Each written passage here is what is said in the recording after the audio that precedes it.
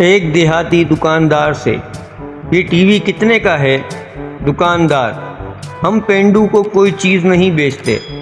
आराई पेंडू 1 महीने बाद clean shave और 3 पीस सूट पहनकर आया और बोला, ये टीवी कितने का है?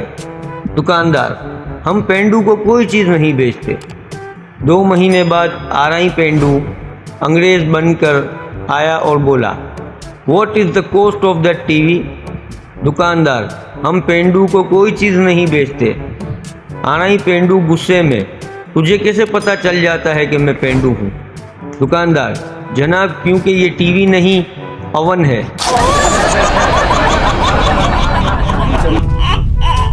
फूल वाला, साहब अपनी गर्लफ्रेंड के लिए फूल ले लो।